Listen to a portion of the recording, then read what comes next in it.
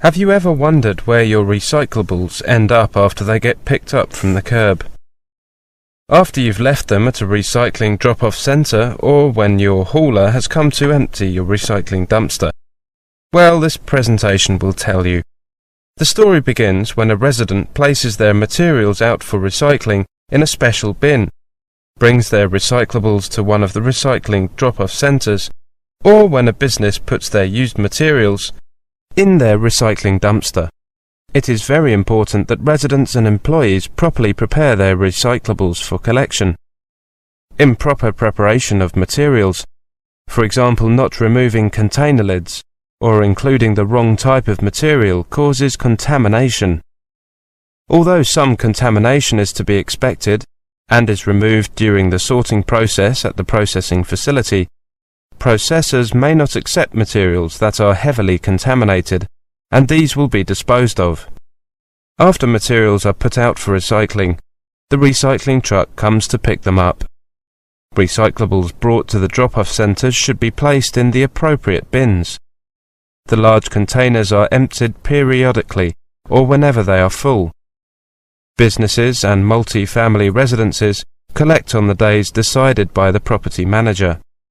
The trucks that collect recyclables from the curb and drop-off centres then drive the materials to a material recovery facility, or MRF. When the trucks arrive at the MRF, they are first weighed at the station to determine the weight of materials delivered to the facility. Next, the trucks proceed to the tipping floor, where they dump their materials. Items are dumped in specific areas to facilitate the sorting process. After the different materials are dumped on the tipping floor at the MRF, they are fed onto different conveyor belts according to the type of material. The materials then proceed up the different conveyor belts and are subject to both manual and automatic sorting. Individuals manually remove any large objects such as a lawn chair or garbage can, along with any contaminants. After the initial manual sort, the materials pass by a magnet that captures the metal cans, and then through an air sorter to separate the remaining materials. Once the materials are sorted, they are compressed into bales that are shipped to processors, who will then use these materials to create new products. Plastics can be recycled into items such as clothing, lumber, park benches and playground equipment. Metal and glass containers are often recycled into new containers, and paper is recycled into new paper products, such as copy paper, toilet paper, napkins and newspaper. Remember to close the recycling loop. Buy recycled both at home and at work, as this is the only way that recycling truly succeeds. Find out more about buying recycled products. Remember, if you're not buying recycled, you're not really recycling. So, how are we doing? Let's take a brief look at our recycling rate information. All municipalities are required to maintain a minimum recycling rate of 25% of the total municipal solid waste generated annually. We are required to annually report on recycling activities and file a report with the Department of Environmental Quality, or DEQ. These reports are due to the DEQ on April 30th of each year for the preceding calendar year. Based on information received to date, last year we reported a recycling rate of 33.9%, 2.8% higher than the previous year. Paper recycling was up 36%, as was the recycling of bottles and cans. Our target is a recycling rate of over 50% by 2014.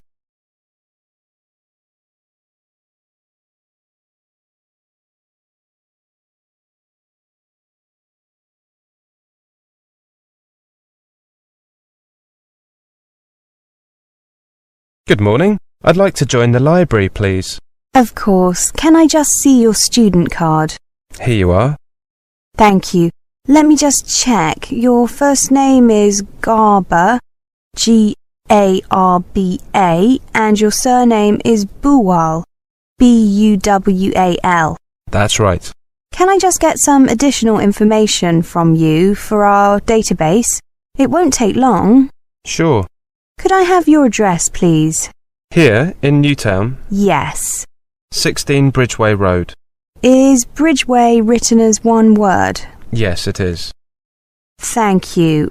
Which city are you from? Just the city. I don't need the full address. I'm from Lagos in Nigeria. And your date of birth? 25th of May, 1983. Which course are you on? MSc Engineering. Thank you. That's all the personal data I need. Your library card will be ready tomorrow.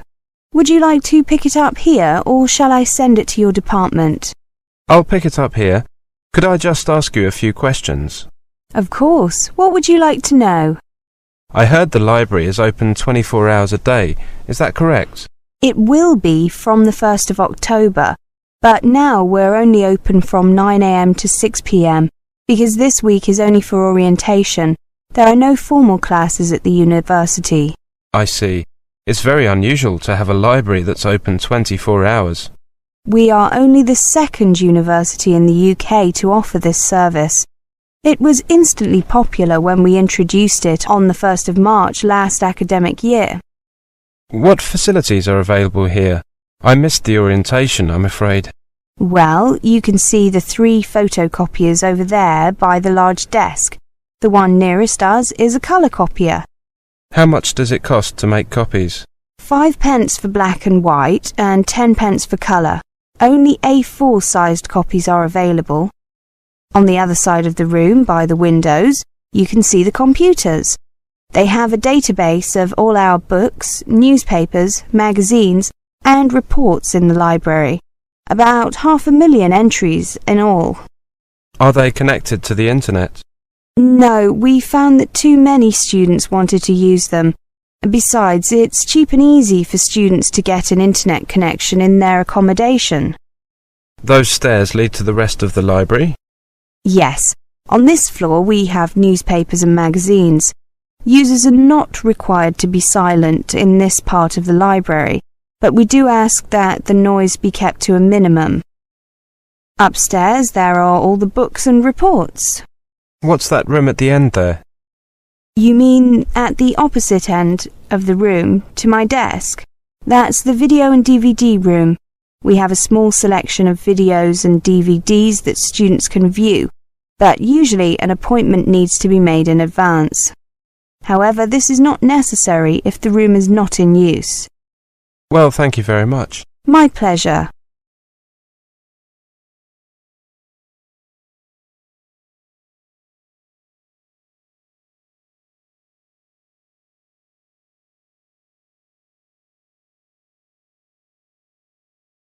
Hello everyone, I'm here to talk to you about extending your leave to remain in the UK.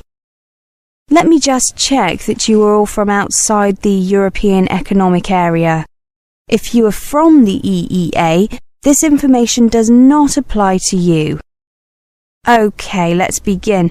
The very first thing to do is to take note of the date that your entry clearance is valid until, or the date that your leave to remain in the UK will run out. This is the date when your current permission to be in the UK will expire. By this date, you should either leave the UK or extend your permission to be here. As a part of the initiative to attract more international students to the UK, many international students are now given permission to be in the UK for the full period of study. Students on courses of 12 months or more that end during the summer will usually be given permission to be in the UK until the 31st of October. Students on courses that do not follow the usual autumn to summer pattern will usually be given a period that includes 2 months at the end of the course for packing up and making arrangements to leave. However, some students are not given permission to be here for the whole of their course at the very beginning. If this has happened to you, you will have to apply for an extension of your permission to be here. Start preparing for the application about 2 months before your permission runs out. However, you should not normally make the application until 1 month before your permission runs out. To apply to stay longer in the UK, you must take or send certain documents to the Home Office. The Home Office is the name we give to what people in most other countries call the Interior Ministry. They must be the originals and not photocopies.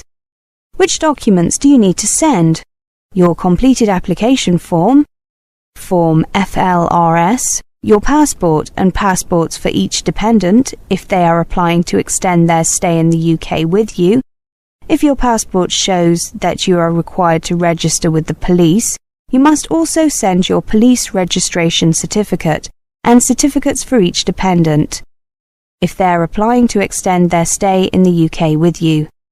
You also need to send a letter from your college or university stating that you are still enrolled on a full-time course of study, or that you will be beginning another one.